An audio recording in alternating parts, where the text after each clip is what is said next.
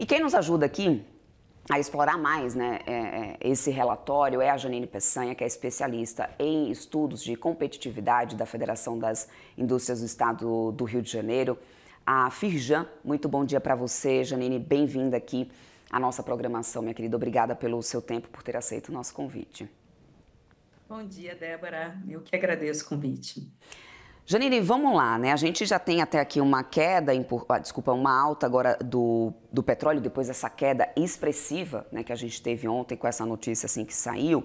Eu quero entender do seu ponto de vista qual que é a principal mensagem que a gente tem por trás dessa estabilidade nas estimativas. Faz sentido essa projeção agora da OPEP diante do cenário que a gente tem, que ainda é de muita incerteza? Sim, sim.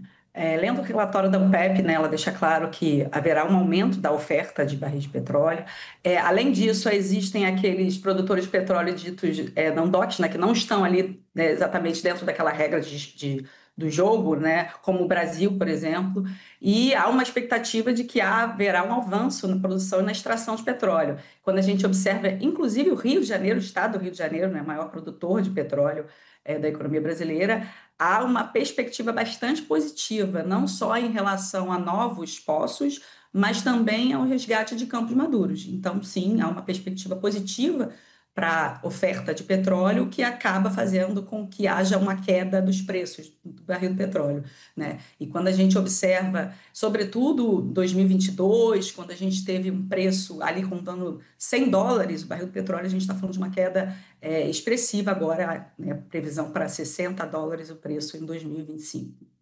E Janine, diante dessa leitura, então, portanto, mais estável da OPEP, como que isso influencia tanto o comércio internacional, como também como que isso reflete na competitividade agora da indústria brasileira em 2025 e 2026? Sim, nós temos perspectivas positivas, eu diria, né, otimistas, para a economia brasileira durante esse ano de 2025. A gente teve um primeiro trimestre bastante forte, né, influenciado pela agro, e a gente veio uma desaceleração aí na margem, mas ainda assim há um mercado de trabalho bastante robusto, né? Uma massa salarial que vem contribuindo para um consumo forte, né, da economia brasileira. A economia fluminense surfa na mesma onda, né? Além disso, a economia fluminense tem dentro dos seus setores estruturantes, como eu falei, óleo e gás, né? Cadeia de óleo e gás muito bem consistente, o que acaba fazendo com que a nossa perspectiva para o crescimento da economia fluminense atinge até níveis maiores, né, pelo quinto ano consecutivo, uma taxa de crescimento maior do que a economia brasileira. A gente está falando de uma previsão de 3,3% para a economia fluminense, vis-à-vis 2,5% para a economia brasileira em 2025. Em 2026, a gente acredita que haverá uma perpetuidade desse ciclo de crescimento, principalmente da cadeia de óleo e gás, a construção também na economia fluminense, o que leva a nossa perspectiva de crescimento para o ano que vem a 3%, né, vis-à-vis ali uma taxa de 2%, né, mais ou menos, para a economia brasileira. Agora, Janine, em relação a custo de energia, como que é essa sinalização da OPEP, o que essa leitura de estabilidade da OPEP sinaliza em termos de custo de energia, especialmente em relação a petróleo e derivados, porque sabemos que a gente tem uma indústria brasileira também ainda muito dependente disso, e isso impacta diretamente o custo de produção. A gente deve ter efeitos já disso em relação ao custo de produção para a indústria brasileira? A gente sabe que é uma defasagem, né, até chegar, vamos dizer assim, na bomba, né, na casa do consumidor, né? A gente vê uma inflação bastante que vem mostrando bastante tempo uma desaceleração, né? Então, quando a gente olha até as perspectivas, inclusive a energia elétrica puxou para baixo, né? Foi a grande surpresa do IPCA de 0,09 de setembro, foi influenciada pela perspectiva positiva da inflação de energia elétrica, né?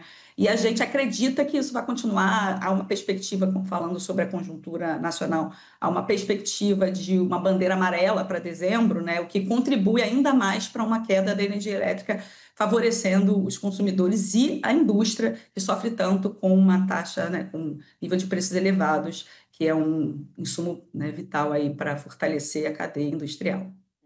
E, Janine, pensando em competitividade e custo Brasil, porque mesmo com esse cenário internacional mais favorável, o fato é que o Brasil enfrenta diversos gargalos estruturais que a gente, né, sabe bem, conhece bem. Logística, burocracia, tributação, enfim.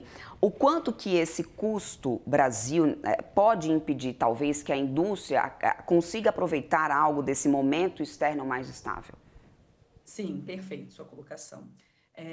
A Firjan, inclusive, ela divulgou indicadores de competitividade global, né, nesse ano, e a gente mostrou, fazendo um recorte de 66 países, a gente mostrou que o Brasil encontra-se em 46º país. E, inclusive, mencionando esses pilares de ambiente de negócios, infraestrutura, capital humano, eficiência. Então, o que a gente precisa fazer agora é olhar para a base, ter uma base sólida da economia. Quando a gente fala base sólida da economia, a gente mexer em reformas estruturais, né, que vão dinamizar a economia não só no curto prazo, mas no médio e no longo prazo. Né? A reforma administrativa que está aí, né, na mesa é um desses, né? Um desses pilares que podem contribuir muito para um crescimento estável, um crescimento equilibrado no médio e longo prazo.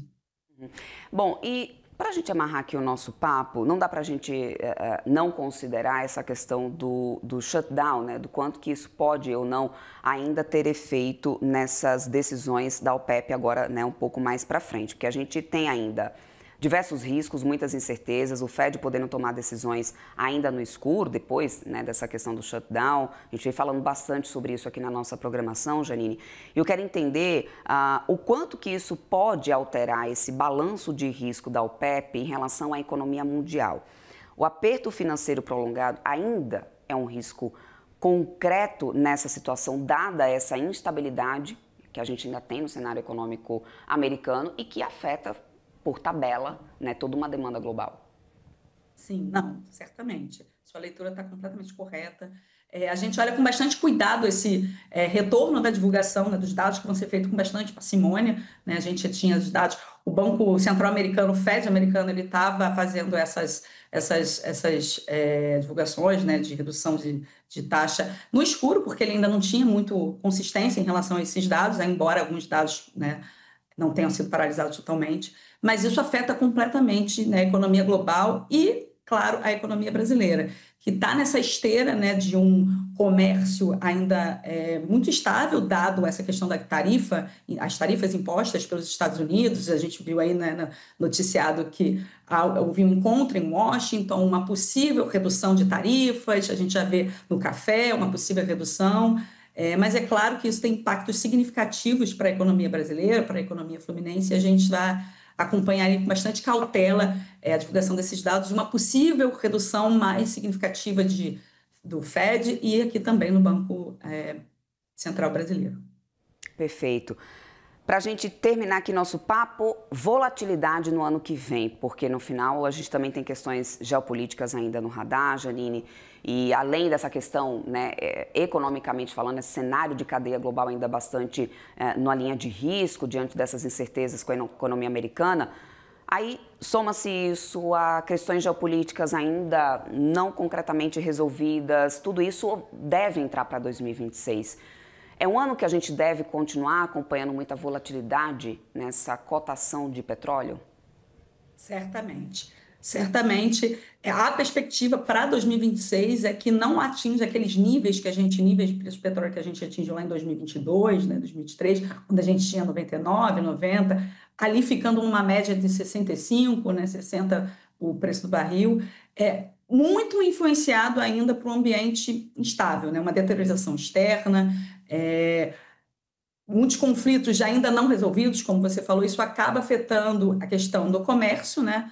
E, obviamente, a demanda mundial, o apetite por petróleo, né? Um combustível importante para o motor de crescimento. Perfeito, Janine. Quero muito agradecer a tua participação aqui conosco. Conversamos com a Janine Peçanha, especialista em competitividade da Firjan. Uma ótima quinta-feira para você, minha querida. Até uma próxima. Para você também, Débora. Obrigada. Até mais.